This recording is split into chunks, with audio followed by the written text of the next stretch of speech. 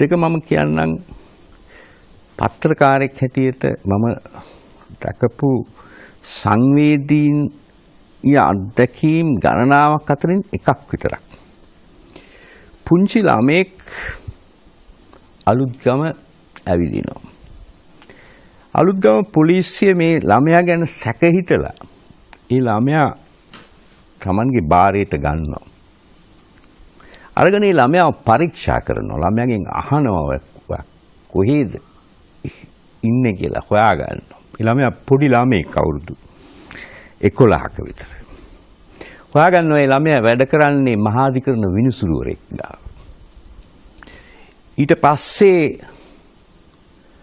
ඒ ළමයා වෛද්‍ය පරීක්ෂණයකට යොමු කරනවා. ඒ වෛද්‍ය පරීක්ෂණයේදී හමු වෙනවා ඒ ළමයාව තදින් අපයෝජනයට ලක් කරලා තියෙනවා කියලා. ඊට පස්සේ පොලිසියේ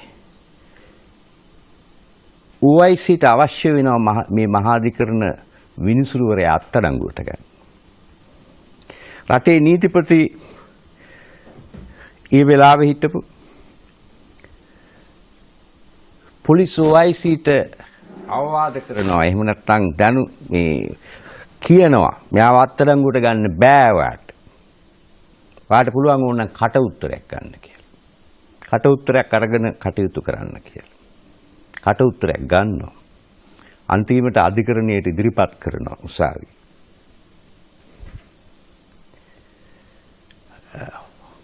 ඒ ළමයාට කියන්න බැරි එක දෙයක් තියෙනවා. ඒ ළමයාට වෙච්ච දේ කියන්න පුළුවන්. ඒ ළමයාට සભ્ય භාෂාවෙන් ඇහුවොත් ඔයා දූෂණය කරලාද කියලා. ඒ ළමයා කියනවා නෑ කියලා. මේක ප්‍රකට නඩුවක්. මේ ළමයාගේ මේක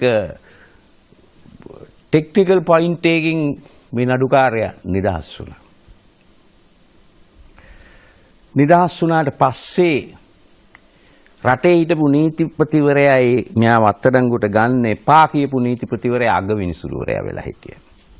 එතකොට තමුන් අපි කවුරුත් දන්නවා ඒ කියන්නේ දරුණු එක මහාධිකරණ විනිසුරුවරෙක්ව මරා දැමුවා. ඒ විනිසුරුවරයා ඒ අවස්ථාවේ හිටියේ මහාධිකරණ විනිසුරුවරුන්ගේ සංගමයක් වගේ එකක් තියෙනවා. ඒ සංගමේ ප්‍රධානිය හැටියට. යා නිලධාරි මණ්ඩලේ තවත් කීප දෙනෙක් එක්ක ගිහින් අගවිනිසුරුතුමාට කියනවා මේ විනිශ්චයකාරවරයා නඩුවෙන් නිදහස් වුණත් අධිකරණ සේවයට ගන්න එපා.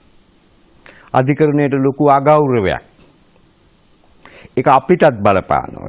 එතකොට රටේ අගවිනිසුරුතුමා කියනවා මේ රටේ මේක මම ලියපු දෙයක් ඒක නිසා මම බය නැතුව කියන්නේ. මේ රටේ හැම ගෙදරකම කොළඹ නගරේ සේවකයෝ තියාගෙන ඉන්න පොඩි ළමයි සේවකයෝ හැටියට තියාගෙන ඉන්න හැම ගෙදරකම ඒ වැඩකාරියන්ව දූෂණය කරනවා. ඒ නිසා මොකද්ද මේකේ තියෙන ලොකු වැරද්ද? මේ මිනිස්සුත් ඒක කළා තියෙනවා කොච්චර ගණන් ගන්න එපා කියලා. මේ විනිසුරුවරයා යනවා යාට මේ ලැබිච්ච දේ තමයි ඒ කියන්නේ කොළඹ වෙනුවට මොනරාගලට යවනවා. මොනරාගලදී නමුත් පළමුවෙන් වැඩට යන දිනේදී ක්‍රියානතුරකට ලක් වෙලා සදාකාලික රෝගියෙක් බවට පත් වෙනවා. යාට අධිකරණයට එන්න හම්බ වෙන්නේ නැහැ. මම අහන ප්‍රශ්න දෙකක් තියෙනවා මේකේ.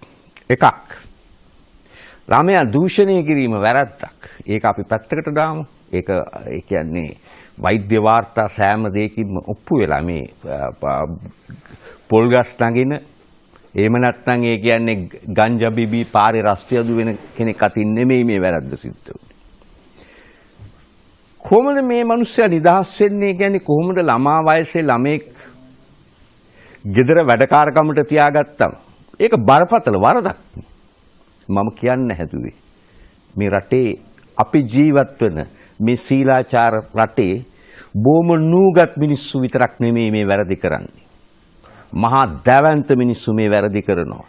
ඒවා දිහා ඇත්ත වශයෙන්ම ඉතා බලවත් ආයතන පවා බොහොම සානුකම්පිකව බලන්නේ. ළමයි දිහා නෙමෙයි.